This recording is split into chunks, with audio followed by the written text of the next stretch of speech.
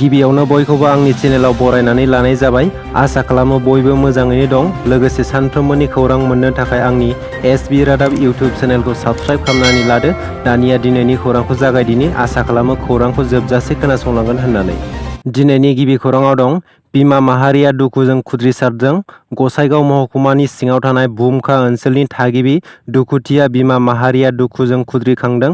बिखानि थैखौ दै खालामनानै रां आरजिनानै गाव गावनि नखरनि इयुन जिउनि सिमां सुजुनानै गसाइगाव टाउनाव थानाय असम बहुमुखि समबाय समिति लिमिटेडआव भुमखा गामिनि थागिबि असिन्त बसुमतारी मुंनि सासे एजेन्टनि गेजेरजों गोबां दुखुथिया नखरनि सुबुंफोरा रां दोनथुमदोंमोन। नाथाय थांनाय माखासे सान सिगांनो असम बहुमुखि समबाय समिति लिमिटेडआ बन्द जानानै थांबाय। थेवबो एजेन्ट असिन्त बसुमतारीया दुखुथिया सुबुंफोरनाव रां खांबाय थादोंमोन। मख'नो गोनांदि थांनाय 2022 मायथाइनि दिसेम्बर दानाव गोबां रां दोनथुमगिरिफोरा रां मोननायनि सम जानायावबो गाव गावनि मोननांगौ रांखौ मोनफुंनो हायाखै। जायनि जाहोनाव दिनै बिथांमोना दुखुजों खुद्रिसारदों आरो गाव गावनि दोनथुमनाय रांखौ मोननांगौ होननानै फोरमायदों। भारतनि गाहाय मन्त्रि नरेन्द्र मदिआ गोदान पार्लियामेन्टखौ बेखेवबाय।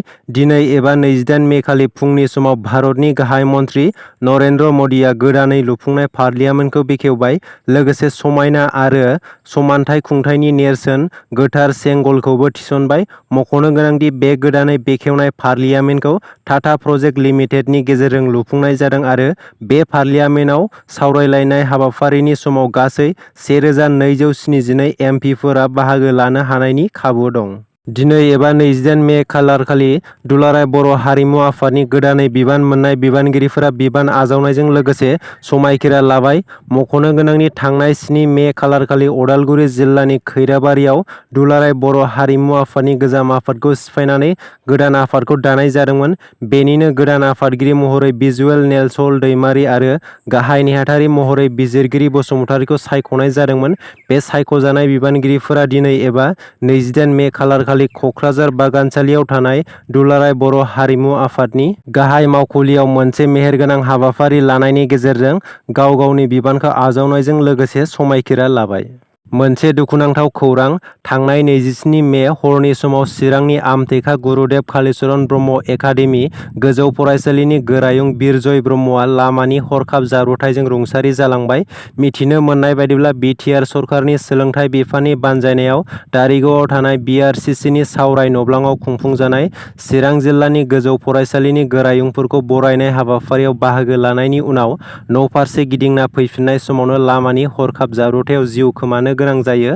मख'नो गोनांदि रुंसारि बिरजय ब्रह्मआ चिरां जिल्ला एबसुनि सिङाव थानाय निसिमा दख'रा एबसुआव बुंथिगिरिनि बिबानखौ लानानै बर' हारिनि थाखाय खामानि मावगासिनो दंमोन।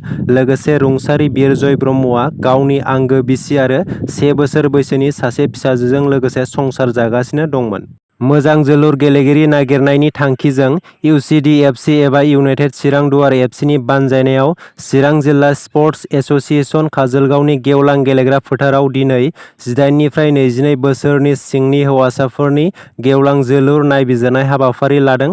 जेराव आसामनि अनगायैबो बेंगल, झारखन्ड बायदि रायजोफोरनिफ्रायबो ट्रायल खालामगिरि लाइमोनफोरा खमैबो 600 निबो बारा बाहागो लायो होननानै मिथिनो मोनदों।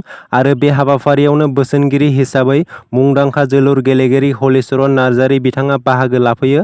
मख'नो गोनांदि आसाम फुटबल एस'सिएशननि गाहाय नेहाथारि बिथां डक्टर सांग्रां ब्रह्मआ फोरमायनाय बायदिब्ला बे फुटबल ट्रायल हाबाफारि लानायनि थांखिया जादों सायख'जानाय गेलेगिरिफोरखौ क्लाबाव दोननानै मोजां फोरोंथाय होनायजों लोगोसे आसाम आरो भारत हादरनि गुबुन गुबुन फुटबल खेलायाव बादाय होनानै गावखौनो साफा राफोद आरो मोजां गेलेगिरि महरै सिनायथि होनाय। दिनैनि खौराङा एसेनोसै। आसा खालामो खौरांखौ खोनासंनानै मोजां मोनबाय आरो खौरांखौ मोजां मोनदोंब्ला मोनसे लाइक खालामनानै गालांदो।